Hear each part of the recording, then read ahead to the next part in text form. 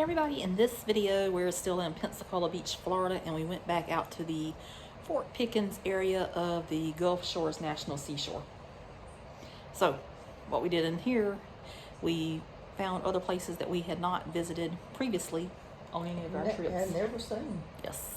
So if you're ready, Yes, let's go. let's go. So we're going to attempt to go to Fort Pickens again before we leave out, because I know we missed a couple of areas the other day, and plus there's something Mom wants in the gift shop. It looks like the gate's open.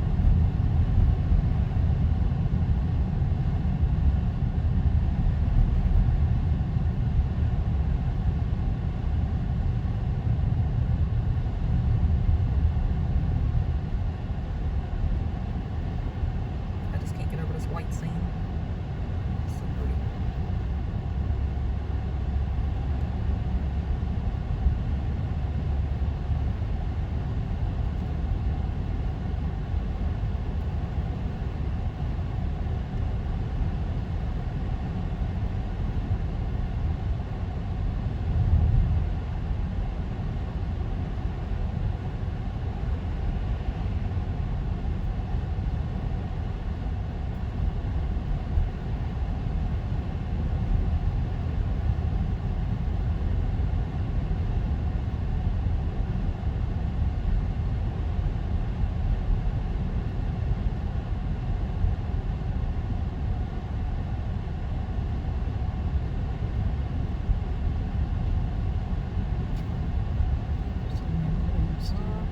It's definitely capping it.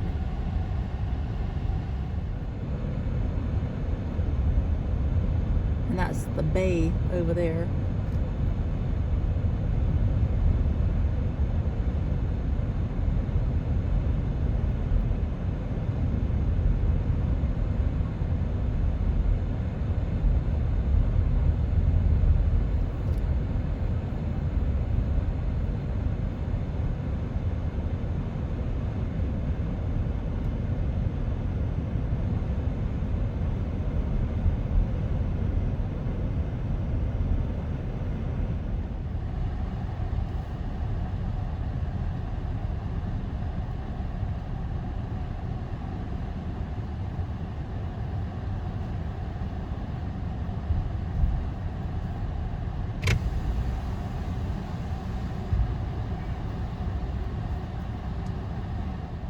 I love the clouds though. Huh? I love the clouds today. Yeah. They're so pretty. So he's gonna put some more rain out here.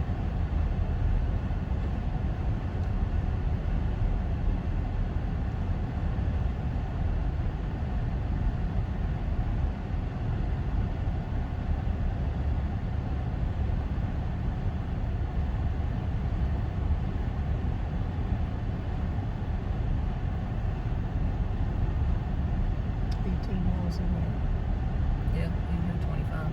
Huh? You can go 25. So you still got 7 more miles you can speed up.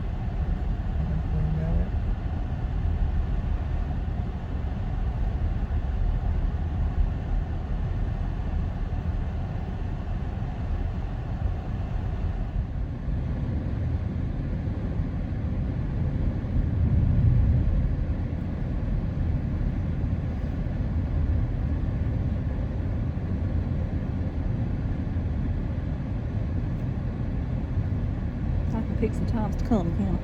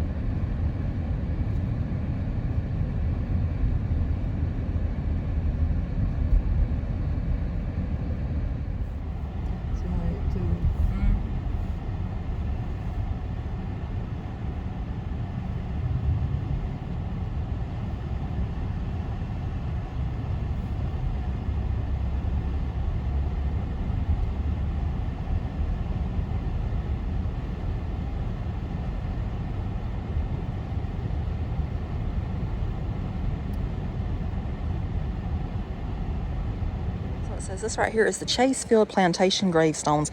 These gravestones are from Chasefield Plantation Cemetery, originally located on land that is now part of Pensacola Naval Air Station.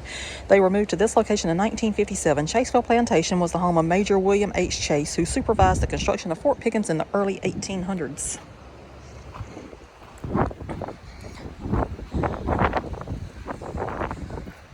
Oh yeah, you can see them.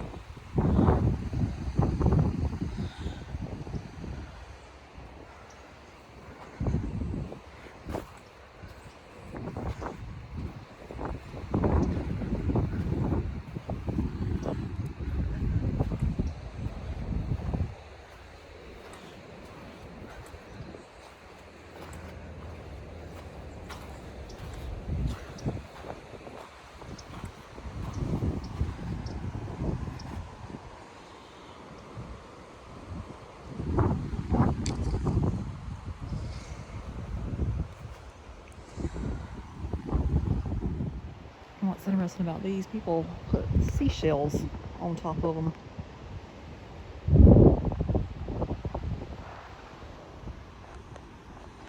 And rocks. Because they actually got Fort Pickens inscribed on bricks. I love the clouds.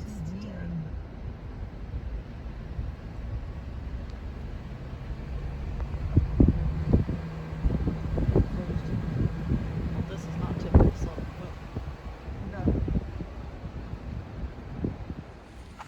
so there was something Mom wanted in the gift shop, so we did come back to get that. And look at that, I got one of those sand spurs or whatever they call them right there that quickly. You'll fill it up eventually.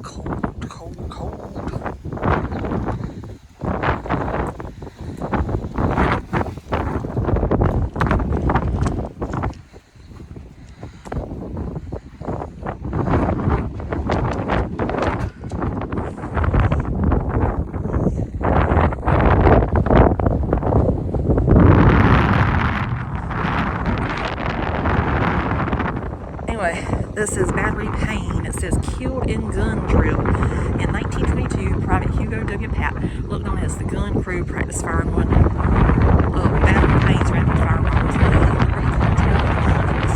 and hurled down the steps of Papp. In an instant, he was dead. This was the only time that a life was taken by any of the guns at Fort Pickens batteries, which never saw combat. The two 3-inch rifles here, like those at Battery Truman, had a 360-degree sweep of fire, making them excellent protectors of the inner harbor and Navy Yard.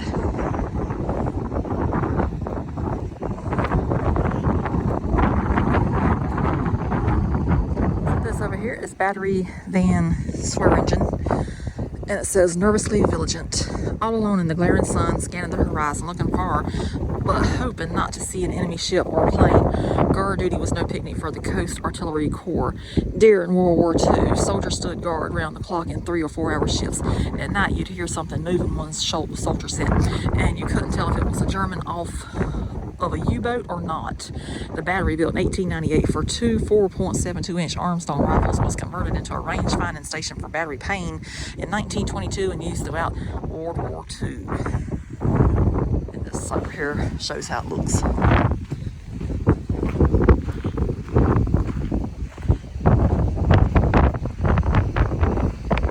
This is Battery Cullum Battery Severe. And it says Artillery Ballet gun crews performed a carefully choreographed ballet every time they loaded and fired an artillery piece. One slip up in the teamwork could cause serious injuries or death. Crews practiced aiming at a target, opening the breech, loading and ramming the projectile into the barrel, inserting the primer, charge, and firing, all in 30 seconds. After drilling again and again, the soldiers were given a little time to relax, occasionally even to go crabbing or fishing along the beach. So that over there is the visitor center and all that good stuff, bathrooms. So over here we have 3 more sides. This one says beefing up defenses. On the brink of war with Spain after the USS Maine battleship was sunk in the Havana Harbor, Cuba, in February 1898, the U.S. Army installed a minefield in the Pensacola Harbor entrance, leaving a 1,000-foot opening. The Corps of Engineers placed 2 booms heavy enough to stop torpedo boats across the channel from Santa Rosa Island and Perdido Key. Buoyant and underwater mines were laid behind the booms. The searchlights swept the minefield. The system remained in force until a major hurricane damaged facilities in 1926, and the U.S. Navy took over Pensacola's underwater defenses. This one is dueling with Confederates. If you had been here on November 27 and 23rd, 1861, you would have been in the midst of a fierce Civil War battle. Union troops at Fort Pickens were guarding Confederate soldiers in the Navy Yard on the mainland to your right. The Confederates fired back, but the Federals aimed by cannon fire from 2 warships heavily damaged the Navy Yard and nearly demolished Fort McCree. Needed troops elsewhere, the Confederates left the post in the spring of 1862, and the Union moved most of its troops on Santa Rosa Island to the mainland. This one says, swatting mosquitoes. Isolation and boredom, snakes and bottom flies. Many of the soldiers stationed at Fort Pickens in the 1800s and 1900s felt they had been sent to the end of the earth and forgotten. They spent hours on end in the sweltering sun, standing watch, conducting artillery drills, maintaining equipment, and swatting mosquitoes. In their leisure time, they played cards, read letters and newspapers sent from home, swam in the Gulf, fished, and played ball games. Some of them even hunted alligators despite official prohibitions. So this is the easy way to see the bay. Pensacola Bay cruises offer visitors access to downtown Pensacola, Pensacola Beach, and Gulf Island's National Seashores, Fort Pickens area seasonally. Visitors on board the vessels will enjoy beautiful views of the coastline and the emerald waters below. The ride is about 45 minutes between each departure location. So over here will obviously be where you buy your tickets from that.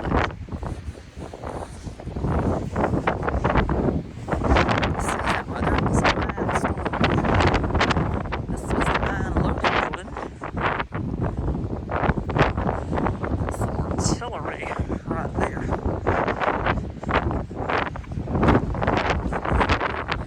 It's so cold. It's not funny how cold it is today.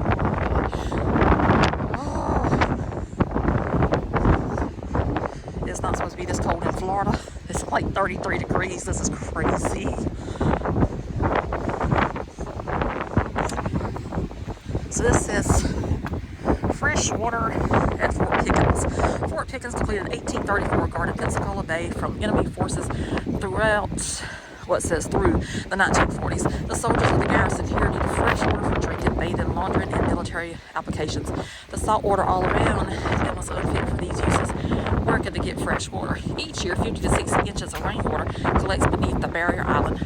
Due to a difference in densities, the fresh water floats on top of salt water, creating a pocket of fresh water known as freshwater lens. These freshwater lens and deeper aquifers below the island were used by the U.S. Army to supply troops stationed here and the source of water today.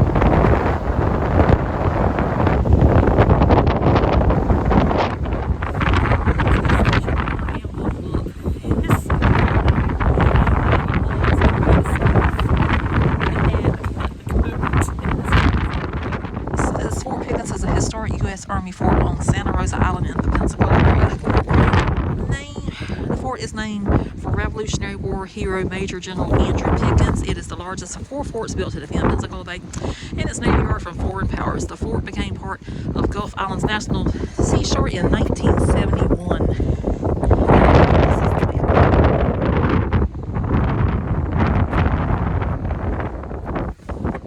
This is Battery Truman, and it says safer than brick.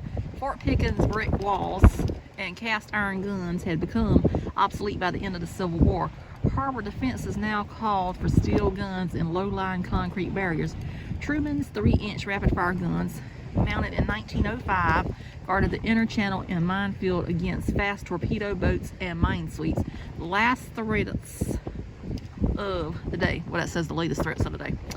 Truman's guns and equipment were moved to the battery column in 1943. So also an interesting fact too is that up there is where most people watch the Blue Angels whenever they're practicing and stuff, because there's a lighthouse over there, so you get a really good shot of them from here. I'll notice this while I go whenever we were coming in. It's like a tunnel right there beside the road, because the fort is right there, and then this is over here on this side of the road. So they probably had it where they could walk underneath, but there wasn't a road here at that time either. Look at the brickwork. There wouldn't have been a highway And over they the had that thing, fort at that time. like just like they could walk. They have tunnels under here, just like over here.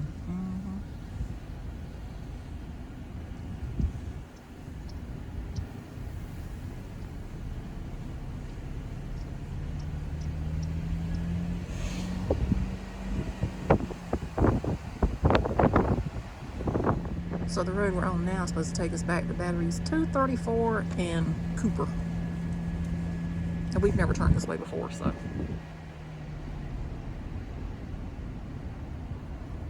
There's some kind of device up there. I don't know what that was.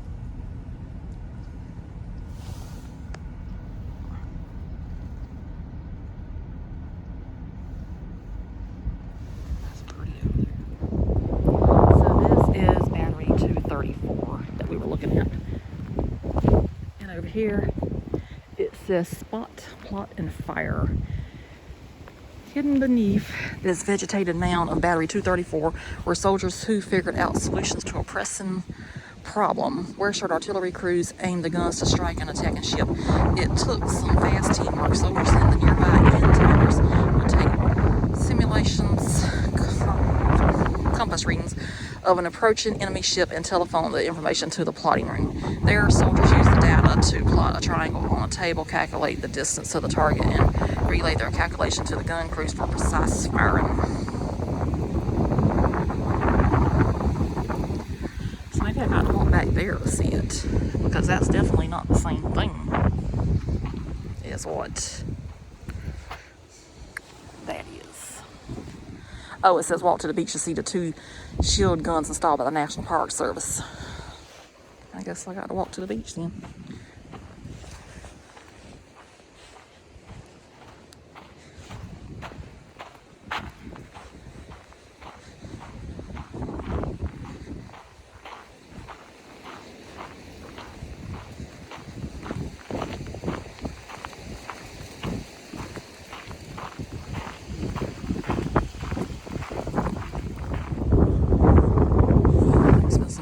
Tower.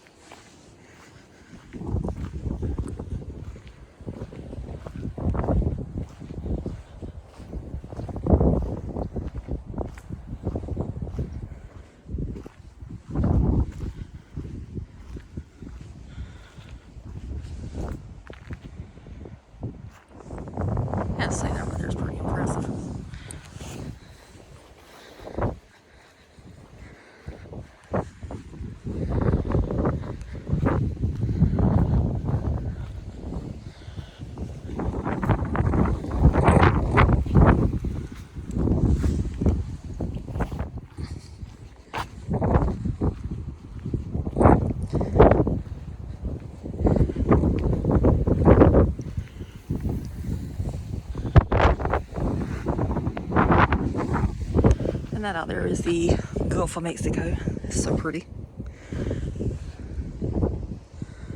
I want to walk on that path though. You got to climb down that right there. Hopping in again. It's still cold, but it's not as cold over here on the beach side as what it was on the next side. That is the Gulf back there. Probably one of the last times I'll ever get to see that because our family that lives here in the area is moving somewhere else, so we have no reason to come back here anymore. But I've been 3 times. It's truly a beautiful place to visit. So I to enjoy it while I can, even though it is freezing cold out here today. So moving on back to the car.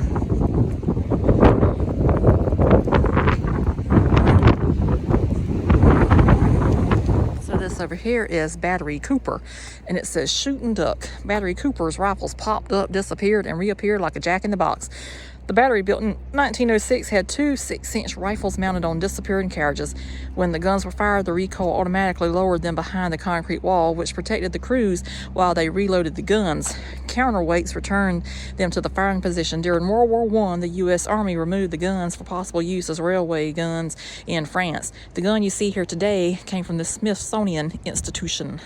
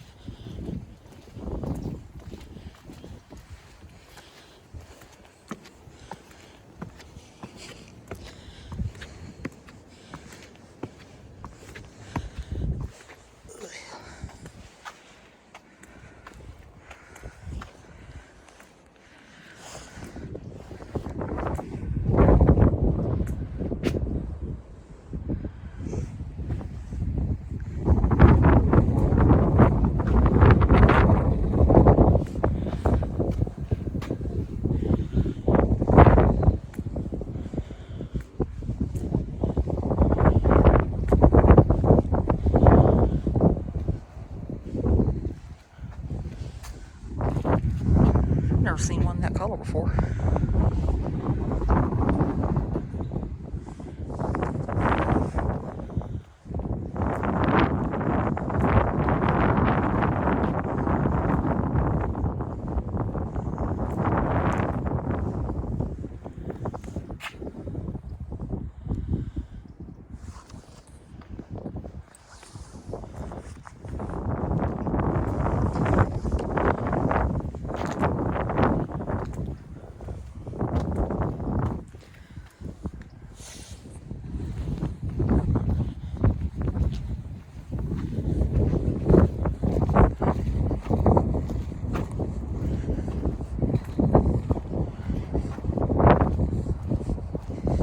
Pretty sure you can walk up there, but I'm not gonna do it. I'll get some nice views.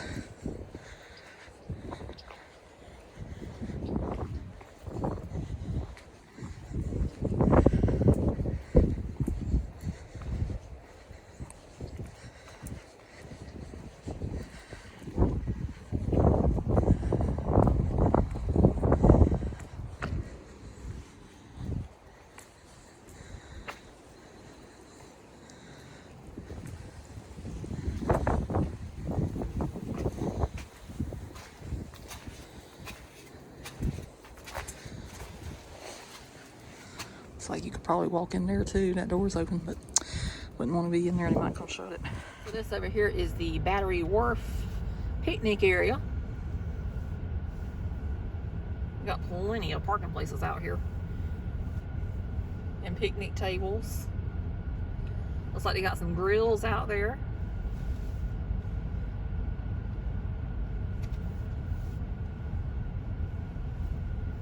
They got some restrooms.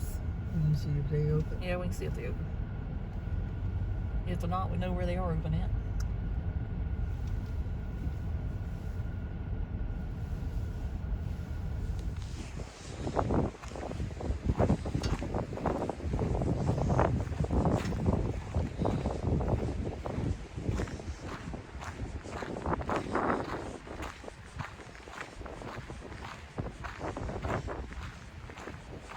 So apparently they got two sides. That one over there says A, this one says B. And you can reserve these.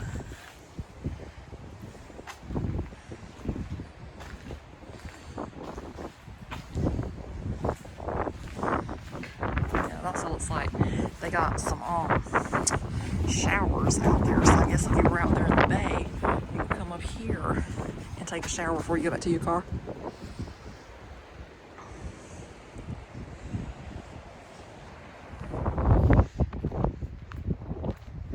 So this is Battery Wharf, and it says, "Hold your ears." Battery Wharf's huge guns were deafening. The gun crews were told to stay loose and keep your mouth open. Cotton was available, but most soldiers did not use it and developed artilleryman's ear. Gun pits on the left and right housed 8 12-inch mortars that could lob 700-pound projectiles in high arcs to penetrate ship decks 7 to 9 miles away.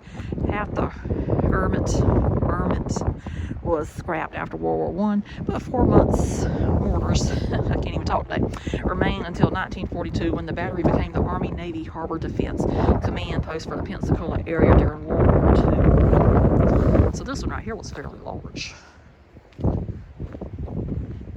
And the thing is, it's really hidden because whenever you're out there on drive, you don't know what's back here.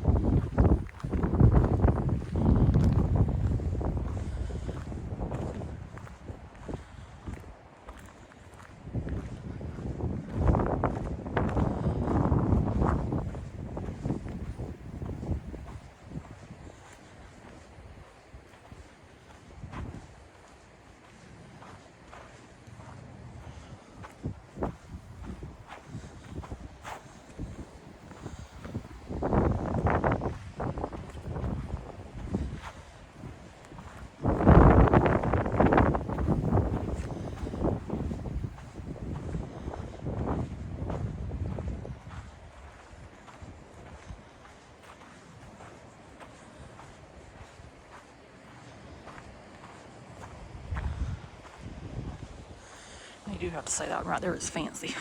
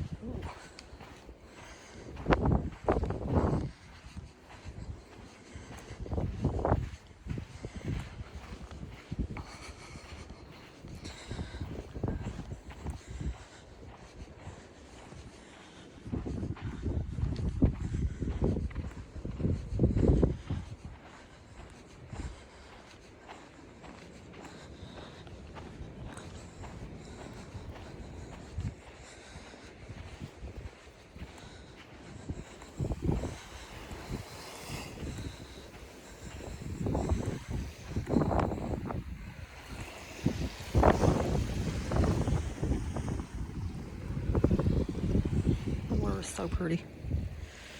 So pretty.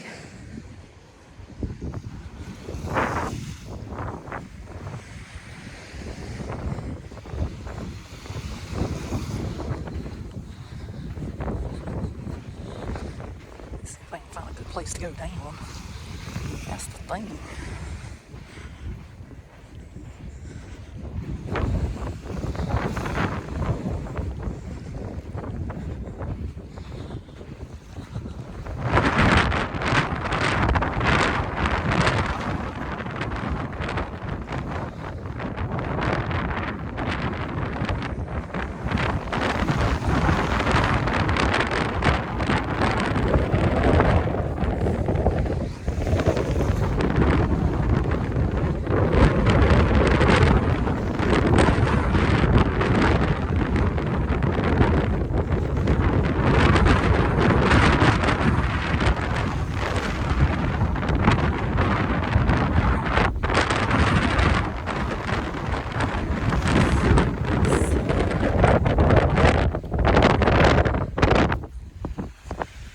Just got covered up by my thing.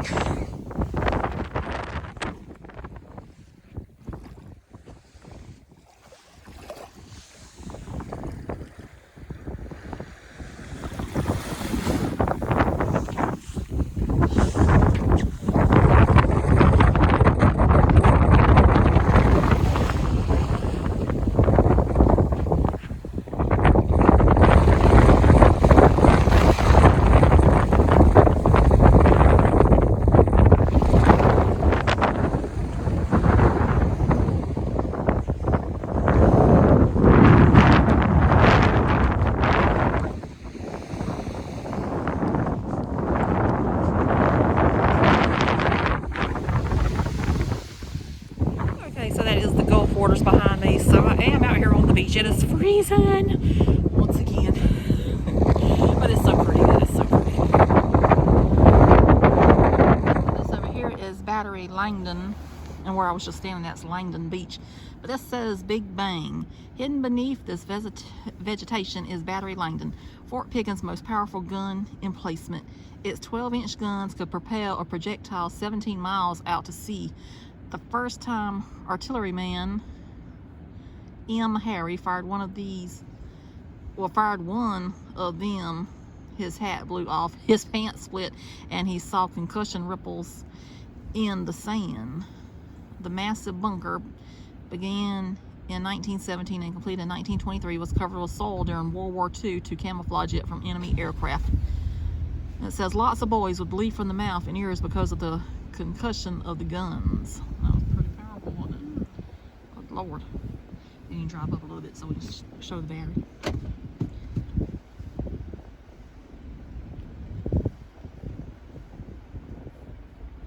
Some intense stuff.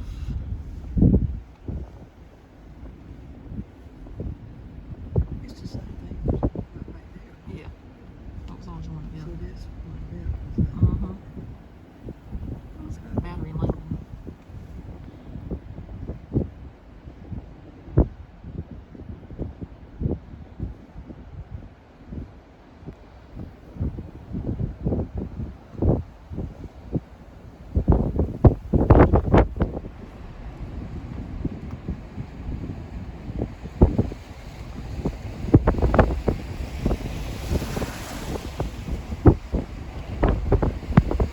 I don't think I shut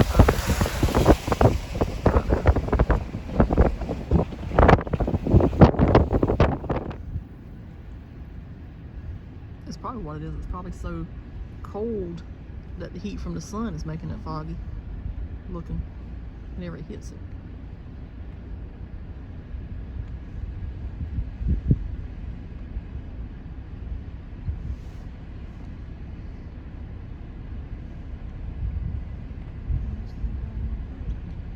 Yeah, you're not even registering how slow you're going.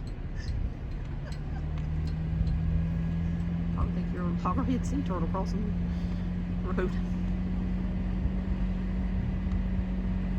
This one looks like Yeah, so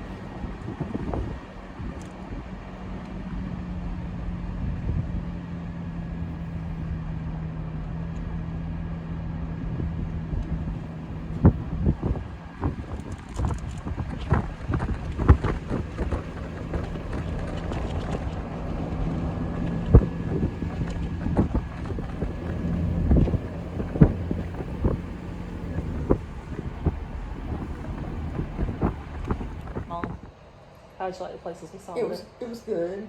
I had not seen them. We saw a lot of the batteries that we hadn't seen before. And the only reason we went back today because there was a puzzle she wanted to get at the gift shop she didn't get the other day of all the lighthouses in Florida. So we went back out there, and I said, well, it's pretty much a either do it now or never do it at all video. Because like I said earlier in the video, our family that lives here, they're moving somewhere else. So we really have no reason to come back unless just some kind of weird occurrence happens. And we're like, you know what, we think we want to go back to Pensacola. It's a beautiful place to visit and everything, but I wouldn't want to live here. The beaches are beautiful. I definitely do not want to live in New Orleans. No. We did that yesterday. I think New Orleans did her in. One done deal. But the Fort Pickens area is nice. I do like it because out there in the summertime you can go watch the Blue Angels practice. That's really nice. I wish they was down here this time. I know they're in California training. I would have forgot about the cold weather. It's cold out there today. And the fort was beautiful. And the batteries, they were interesting. One of them, that battery Wharf, you can't even see it whenever you're passing by on the road. If we wouldn't have went back there to see what it was about, we would have never known. And that one was actually very pretty. It was. Pretty. Yep. So that's it for this one.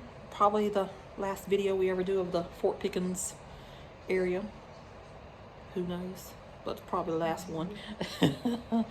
So we'll see you somewhere else. Subscribe if you hadn't. Yes, I please appreciate do. it. Please do.